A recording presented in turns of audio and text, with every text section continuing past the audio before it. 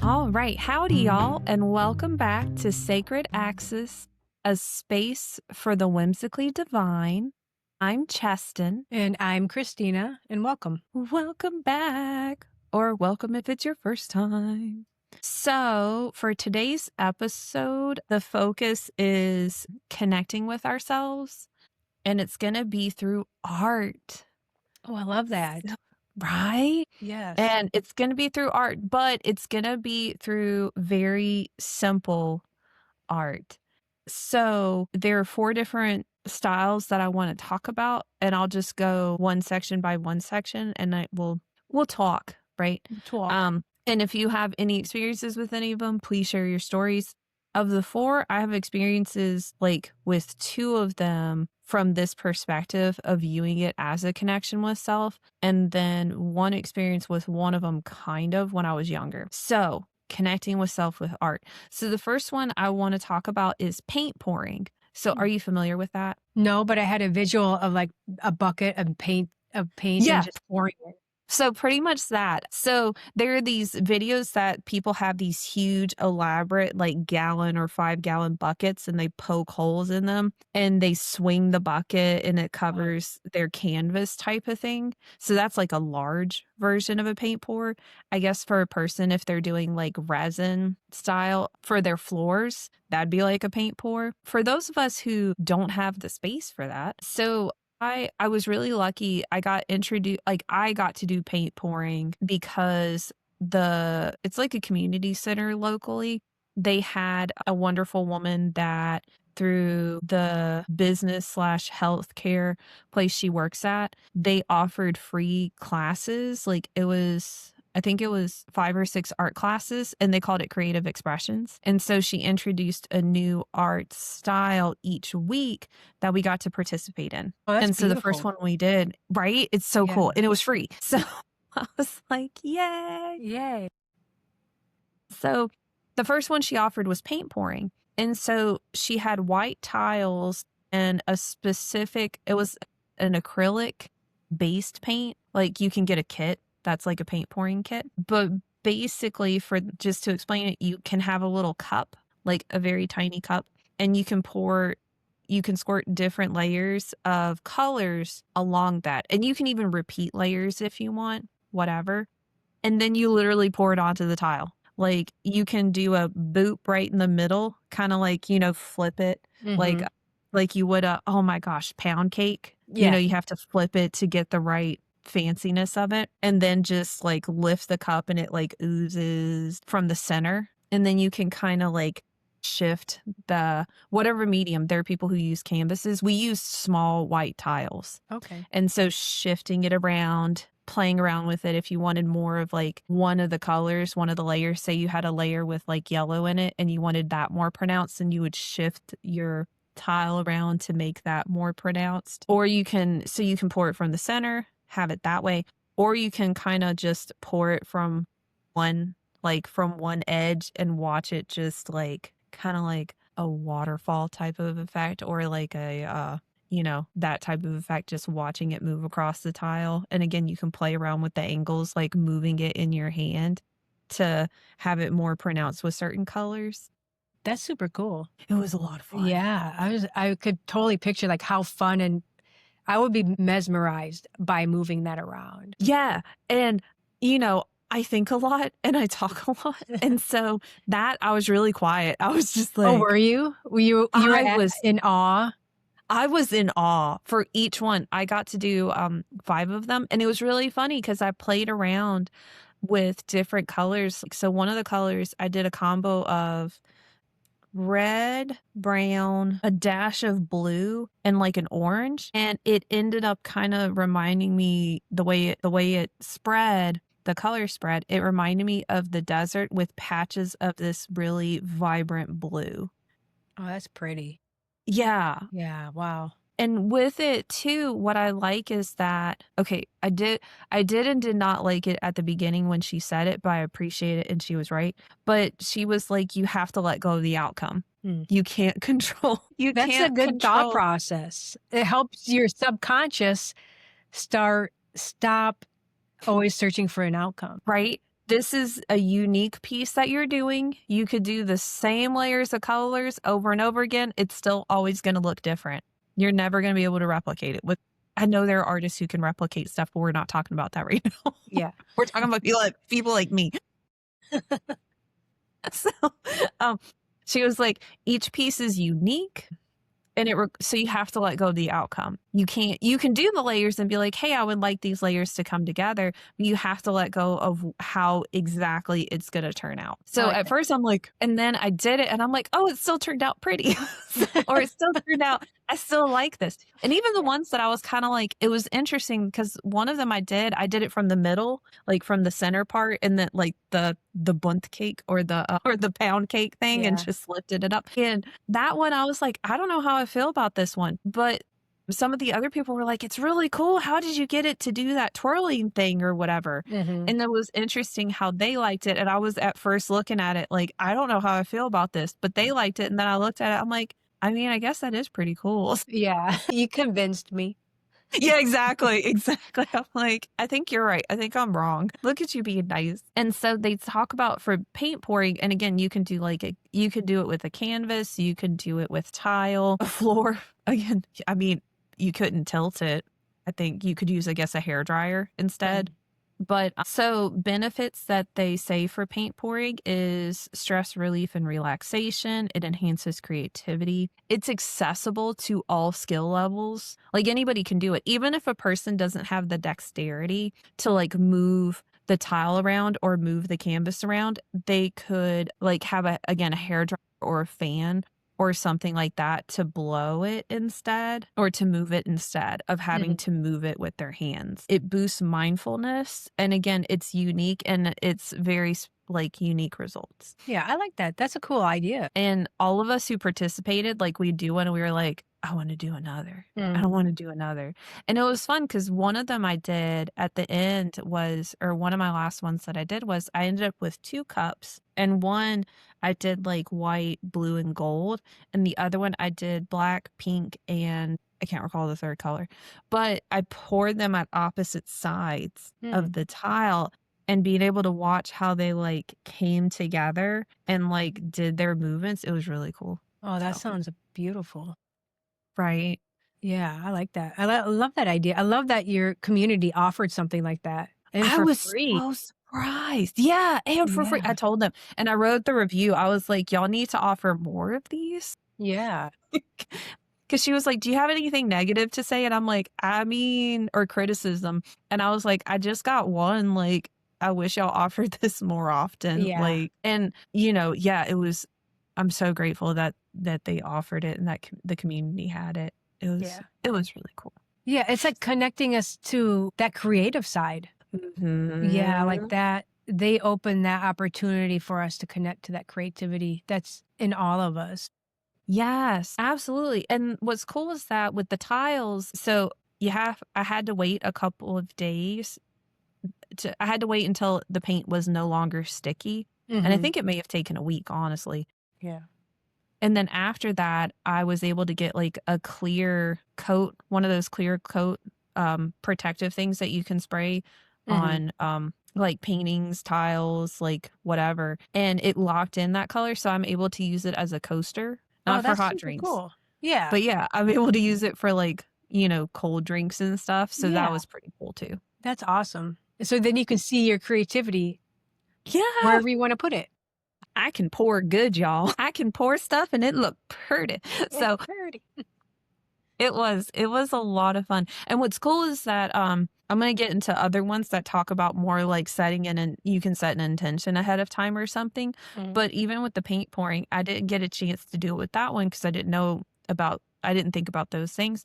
But for a person even doing the paint pour, if they want to release something, like letting go. So what colors for them represent whatever emotions that they're feeling at that time or a situation, maybe they're trying to like let go of a situation, what colors to them represent that situation Mm. and pouring that onto the canvas and just watching the paint as it unfolds, letting it letting it go, Yeah. letting it be how it is, how it turns out. Mhm. So, I like that. It's like a yeah. duel. It's a duel. It's like releasing and Mhm. also releasing expectations of the outcome. Yeah, it's awesome. And I'll have, like, a link to one of the places that offers it because they have, like they list out the benefits on it too. Because I know some people like to see things written, Mhm.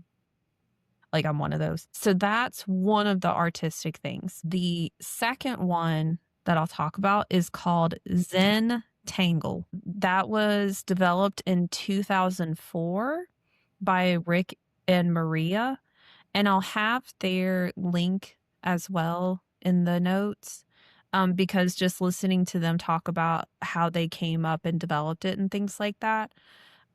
Basically with that one, it's an easy to learn, relaxing method to draw beautiful pieces using simple patterns. And you do it in like, it looked like for the piece of paper, it was like a little square shape.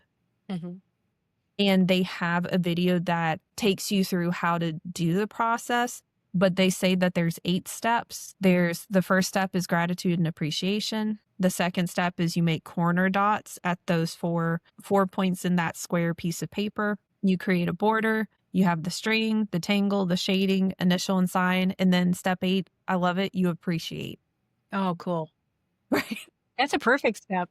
I'm glad they added that on there. Right? I like the first step of gratitude and appreciation, and the last step is appreciate. And again, like, I'll put the link in the notes so they can so people can watch, like, videos of Rick and Maria talking about it, and then they have, like, videos that actually can walk a person through the steps. Hmm. Of course, they have supplies on their website too, but, I mean, you could do this with what you got at home. You can, like, cut out square paper and just go to town with it. Mhm. Don't have as much experience with this one, honestly. When I wanted to do this show, I wanted to make sure to not just talk about the ones that I experienced and look and see what other ones existed.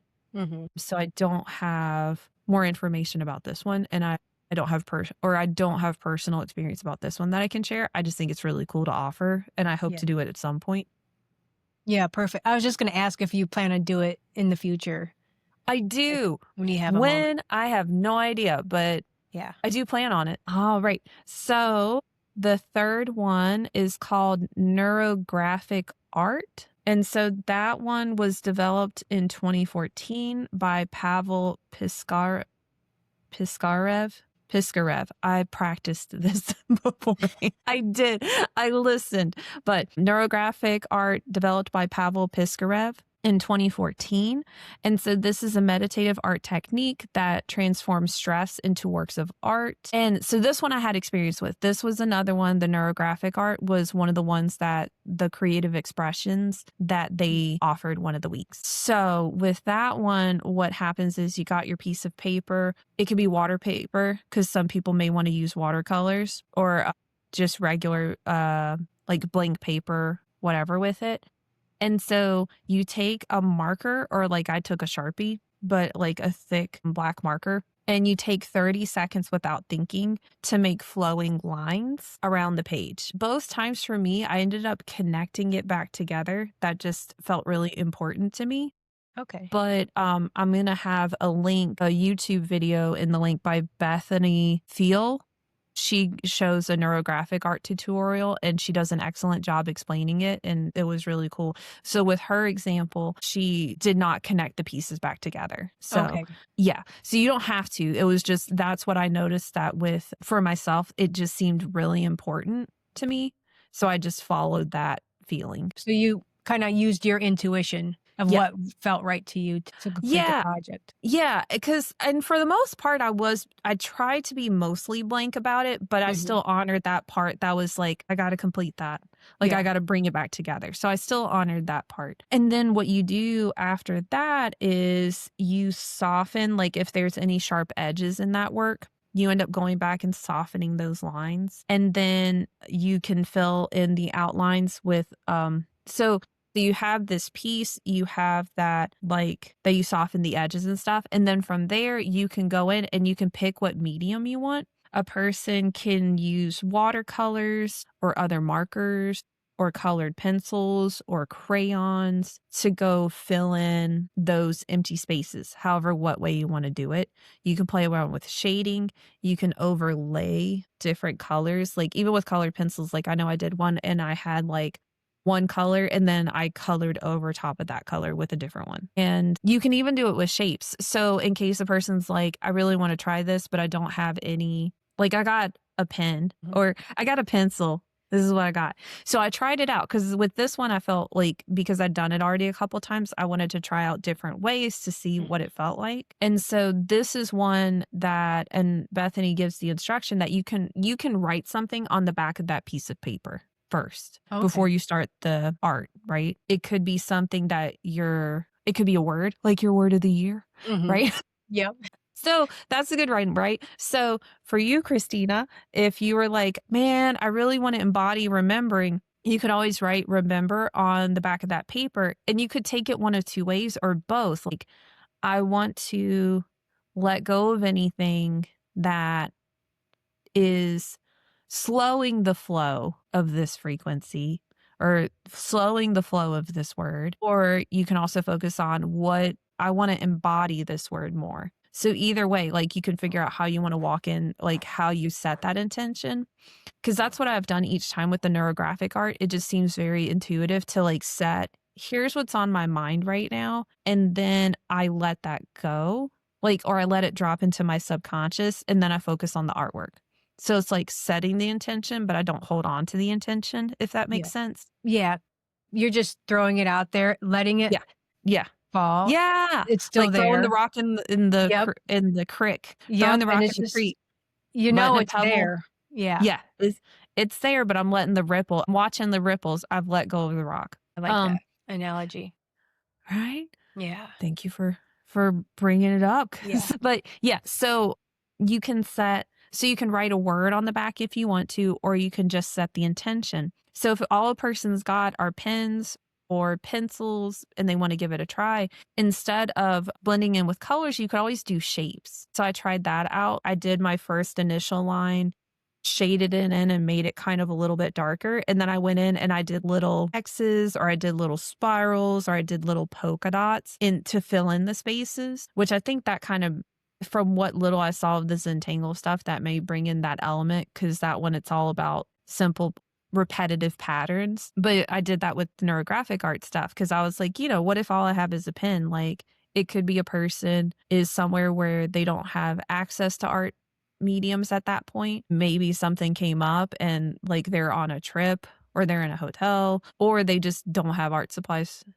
So it still works is what I noticed. It was interesting how my brain worked with that. But it's transforming that stress or whatever there. And it was really interesting because each time that I've done it, I feel like I had some type of clarity by the end of it. Like, I'd look at that work and be like, and sometimes even as I was doing it, like, little bits of understanding would come into my head, and I didn't hold on to them either. I let that clarity come in and let it and then I was like, "That's nice. I'm gonna focus on my art. Like, Yeah. thank you, and let me continue with what I'm doing." Like, I didn't run after it. Yep. It's just like message received, Yep. and you just let it flutter down. Yes. Yeah. Normally, I would chase after it, but Yep. You're like it's like the newspaper in the wind. yeah, I had to let it go. Yeah. I'm like, "That's not my job right now. Yep. It's not yep. My job is to make art." Yes. And to focus Focus. on this space that you're in at the current moment. I am in creation right now. I am Yes. creating this work of art. And so, yeah, by the end of it, I would sign it a little bit, but, or I'd sign it at the end, but it was just really interesting. Now, for one of them, by the end of it, it was really interesting that for me, I went in and filled spaces with affirmations. And it just felt like it was important to do. I didn't do that with other times because I didn't feel called to. But it just to let you know, like have fun with it. Whatever, like this is giving a base or a guideline or different ways where you can start with it, but you don't have to follow. This is like a loosey goosey framework to Mhm. me. Like it's a loosey goosey framework to give someone a place to start. But if Yep. they feel like, oh, and even with my teacher, she was like, you can change up. You may do watercolors at one point and then go to color pencils and then go to markers. Or you may do those patterns like the polka dots or whatever after you watercolored it. She's like, Do whatever. There's no rule with this. Yeah, and I think that's one of the main things with creativity. There really isn't a rule. It's Mhm. about just allowing the flow. Yeah, from my limited understanding about art is that it's all about invoking something. It's connecting us back to that part of us that is, of course, feelings, but I mean, I think sometimes it's more visceral than that too. Mhm. But it's basically reconnecting us with like I feel like even our body, because I'm gonna give another one in a moment, but it can connect us with our soul if we believe in souls. For those who don't, that's cool too. But it connecting us back with something that's in addition to our mental, logical side, right? Then it Yeah. connects us back to our bodies, or it can. So, Yeah, like, when, I took every single art class I could possibly take, like, that was my school, like, every time I could had an empty class, it would always be oh, art because art has always resonated with me. It's that creativity side. It was that calling of just it could be anything. It could have been pottery, it could have been drawing, it could have been painting. It was just allowing mhm. it's just feeling what it felt like to be creative. And that's It a really I'm glad that you shared that because mine was I loved art. Like, Mhm, and I still love art, obviously. Like, I love art. I love art classes. And I love all the different forms. I love photography. I love like one of the weeks for the creative expressions, like we did clay, like mm, we molded things out of clay. I loved it. It was so much fun to work with my hands. I mean, I mhm, do that all the time, but it was still really fun to like work with my hands. I'm like, yes. But when I was younger, I focused so much on the rules of it, and I don't think like, a lot of my teachers who were more like, have fun with it, I had a couple that were like, follow the rules of it, but, I feel like for me, I would have done better in classes like this, of these styles of, "Here's a baseline, do this, make stuff." It can be messy, it can be chaotic, it doesn't have to be whatever. Focus on what you're feeling, or give yourself a moment. How are you feeling today? Okay, let that go, create. I feel like I would have done so much better. It would have helped me because mhm. it's very easy for me to pick out like asymmetries or if something is not like the other. And so I would do that with my work. Gotcha. Like it's not even side to side. And I'd get so focused on that. And then get so despondent about it because Mhm, I misconstrued. I had the impression that art had to be perfect and then it had to be beautiful. And don't get me wrong, there's beautiful art and there are people who are stunning, phenomenal, and all mhm, that stuff. And their works are gorgeous and they're so talented. And that's a piece of it. mhm. And it's about the feelings that it evokes. And it's Yeah, okay that, like, for me, that I focus on that. And maybe that's what I should focus on instead of trying to be perfect at it, mhm. focus on the emotions of it or what it brings out in me. Does that make sense? Yeah, it does because I think with creativity and art, it's self-expression. It's Yes. about creating what's inside, and like you said, like, I'm picturing, like, Yeah. people can have beautiful, these ornate pictures, like, they're hand painting, but the three-year-old that brought home the thing from art class is just as beautiful because Well, it's and I it's the intent behind it's that creativity that, yeah.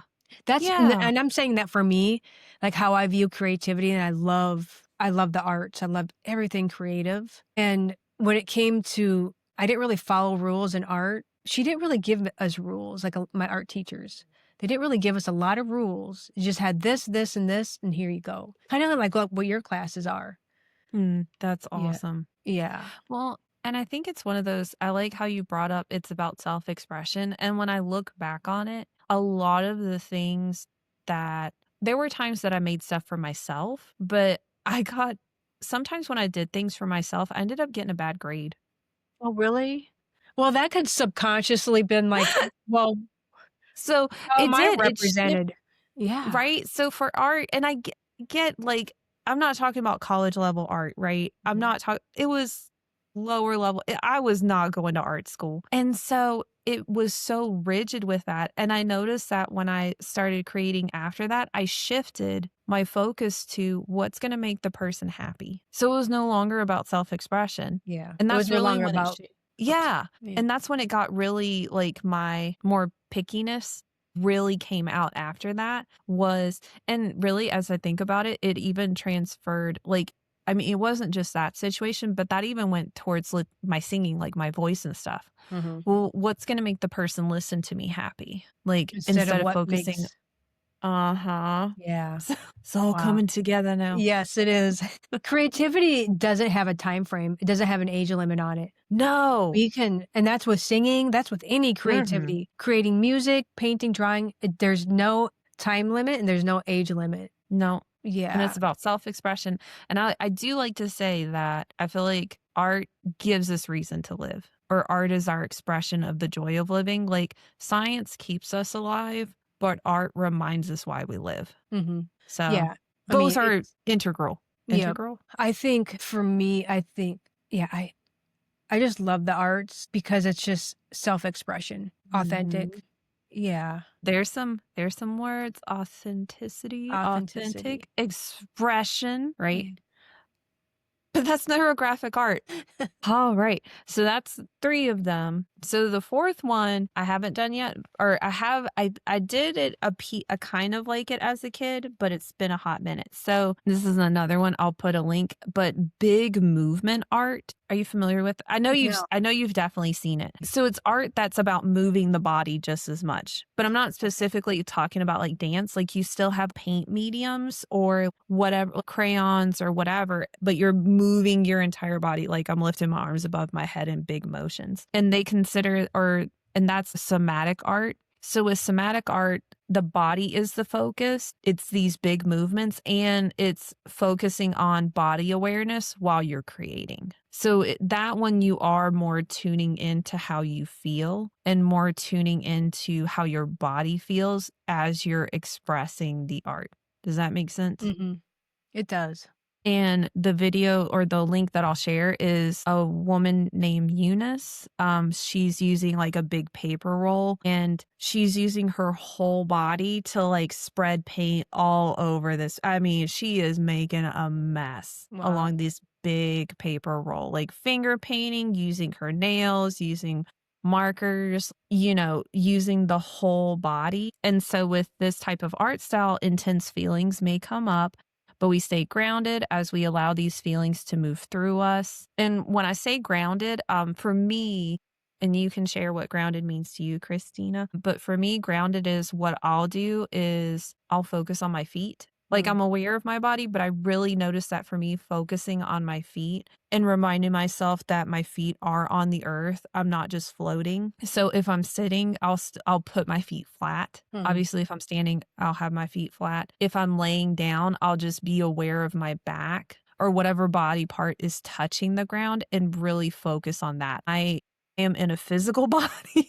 Yes. I am here on earth. So for me, that's what grounded means to me. What's been your experience with grounded? Yeah, that's pretty much similar to me. How I'm feeling grounded is that's where I put my intention. So my feet are on the ground and I know that intention of feeling inside of like I am grounded. I feel my feet connected to the earth. And even if I'm not even if I'm laying down, I will still put that intention and like Mm. I am connected, I am grounded. I feel the earth beneath me. So that's how I kind of stay get my groundedness and connect with groundtivity. I like it. Because if we stay grounded, doing that check to stay grounded, even taking a breath, I've noticed I'll take a deep breath. Mm. And that again reminds me I'm in my physical body, like I'm physically present in this moment. But that staying present while feeling how you feel, it helps train our nervous system and build more resilience in it. But with this one, so it wasn't I mean, I did finger paint when I was a kid. I remember vaguely in kindergarten, but the one that I really remember is we were practicing cursive Mm. back when we were practicing cursive, I think it was, or maybe it was just, I think it was cursive. It may have been just letters, but we were practicing that in class and we got shaving cream. It was the best day ever. They put shaving cream all over the table and we got to draw letters Oh, in the wow. shaving cream. It was so freaking fun. That poor teacher, I'm pretty sure I begged her like every week, if not every day. Like, can we do that again? Can we do Yeah. that again? Can we do that again? That's a cool concept that she brought. I Yeah. I like really all classes should be taught that I can draw stuff in shaving cream. Yeah, like, that is such a creative way because now everyone probably remembered some aspect of that and what that felt like and what that joy that That came was a inside of core us. memory right there. That's But yeah, but beautiful. it's funny how, the thought of doing finger painting, like, having like, the way I mean, it was a mess, and it's really interesting because with the paint pouring, I didn't mind it as much, but the thought of having that much chaos, it shows I need to do it. That's the one Mhm. that's next on my list to try out is that big movement stuff like she was doing. Because looking at it, it disturbed me, and I Yeah. recognized that shows that I need to do the damn thing. So I've gotta order some big rolls of paint like, paper and just get dirty with it, Mhm. but it was really interesting how I felt just watching it. I recognized that it was like, "This is uncomfortable, but I Yes. I know I need to do it." Yeah. Yeah, I like how you viewed that, like, how it made you feel of, like, Mm. instead of brushing it off and like, "Nah, that's not for me," like, "No, that's what I need. I want Yeah. to do that." And let me say real quick too, I'm that person, I am not gonna skydive or bungee jump, right? Me So I neither. don't do that with everything. I don't look at everything and be like, "This makes me uncomfortable. I should do it." No, no, I'm not that either. Yeah. But this is one of those it's finger painting, like, it's Yep. painting with my hands, it's making a big it's still a controlled mess because it's on the rolls of paper, and even if it gets on the floor, it's okay, I can clean it up. But it was assessing that aspect of it. There isn't a safety concern, even though it feels kinda disturbing, but there isn't a safety concern. There is so I went through my list of, like, there's no like, it's something that I need to address. Mhm. So Yeah. that's why I'm willing to do it because I don't want people or anyone to feel like, "Well, this makes me uncomfortable, so does" like, whatever it is, you know? Mhm. Um, and it doesn't feel like it'll give me the I don't feel like I'm gonna crash out doing it either, right? Yeah. So Yeah. and if I did, it's okay. Yeah. I would just call my therapist and be like, "You're not gonna believe this. One minute I was finger painting and then it all just derailed from there." And Well, she'd be hopefully that like, doesn't "Well, happen. that's good progress." Yeah, exactly. She'd be like, "It happens. It's fine." Yep. All right. So those are the examples that I have. And like I said, for each one, I'll provide like a little link if a person wants to look stuff up on their own. So that was paint pouring, Zen tangle, neurographic art, and then like a big movement art. So that's all I Cool. have for I like today. it.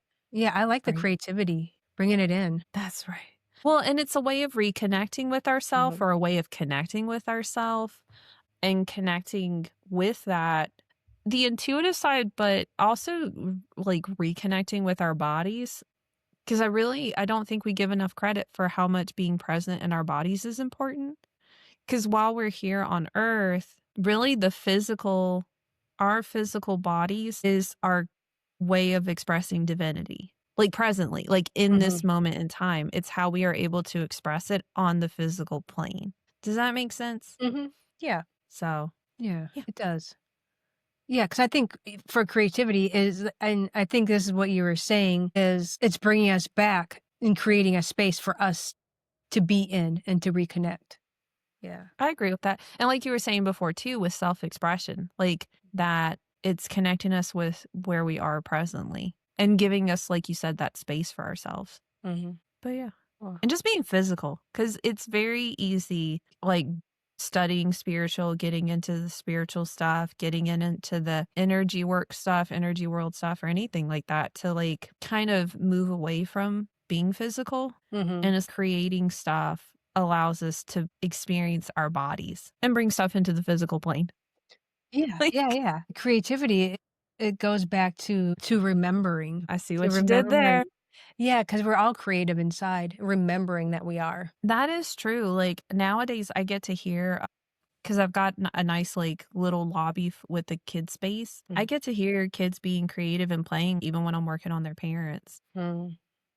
Yeah, so kids I mean, it's I like that, and I couldn't find it for the like, I've tried to find I think it was on Tumblr, again, like, however long ago, but I do agree that our base need isn't our base human instinct or our base animalistic instinct, it's not violence. Like people who Mm. act like, oh, it's a base instinct to be violent or something, that is some BS. Feeling threatened, if we feel threatened, that may be a base instinct to go into protection mode.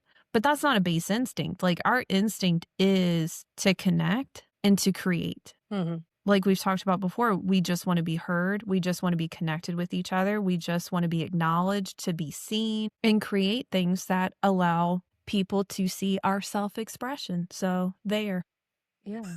You nailed it. That's exactly Nailed it. it. All right, that's all I got. Any thing you like to add or anything? No, I think our conversation today just I think it really shows like where we both see creativity and where we see it in the world and where we see it within ourselves. So I'm glad you brought this topic today. So this can hopefully spark others. It's been like, Yeah. yes, I want to try something like that. Or like, that's a great idea. I haven't thought about something like that in years. Yep. And it shows fund the arts. Like fund them. Hmm. We need art. We need everybody doing some type of art, whatever that looks like. Of course, I was talking about like painting and stuff like that today, but art, we need it. It's so important. It's so important for every single person. Hmm. So fund the arts. Yep. Yes. You with the program. Create and connect. Dang it. All right. Thank y'all so much for listening to Sacred Axis, a space for the whimsically divine.